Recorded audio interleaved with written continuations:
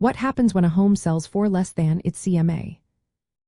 Imagine you're about to sell your home and you've done a comparative market analysis, or CMA, to find out what similar homes are going for in your neighborhood. You might expect your house to sell close to that number, but sometimes it ends up selling for less. So, what does that really mean? Let's break it down. A CMA compares your home to similar properties that have recently sold nearby.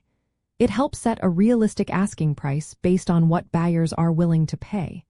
When your home sells for less than that CMA estimate, it shows the final sale price is below what the analysis predicted. This can happen for a few reasons. Maybe you needed to sell quickly because of a job change, divorce, or financial issues. Sometimes, the home might have issues like repairs needed or a less desirable location that buyers see as a drawback. Market conditions can also shift quickly, making the CMA outdated if prices drop after it's prepared. If your home sells for less than the CMA, you might get less money than you expected. This can impact your financial plans, especially if you were counting on a certain amount of equity.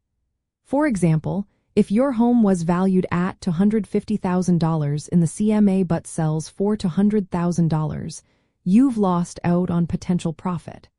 Tax implications can also come into play. If it's your primary residence, you probably won't pay capital gains taxes on a loss. But if it's an investment property, you might be able to deduct the loss on your taxes. If you sell to a family member at a discount, the difference between the sale price and the market value could be considered a gift, which might have gift tax consequences. For buyers, a sale below the CMA can be a good deal. They might get a home for less than recent comparable sales suggest it's worth. This can happen if the seller is motivated or if the buyer negotiates well. But buyers should be cautious. A significantly lower sale price might mean there are hidden problems or the seller is under pressure. It's smart to get a home inspection and do your own research to understand why the price is lower. Remember, a CMA is just an estimate, not a guarantee. Market conditions change and individual circumstances vary. Sellers should work with their real estate agent to interpret the CMA in their specific situation. If you need to sell quickly, pricing slightly below the CMA can attract more buyers. Buyers should use the CMA to see if a listing is overpriced or a bargain, but also ask why the price is different from the estimate.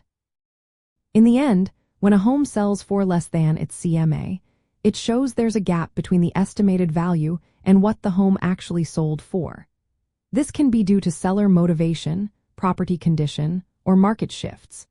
Both buyers and sellers should use the CMA as a helpful starting point, but also consider the full story behind the sale to make smart decisions.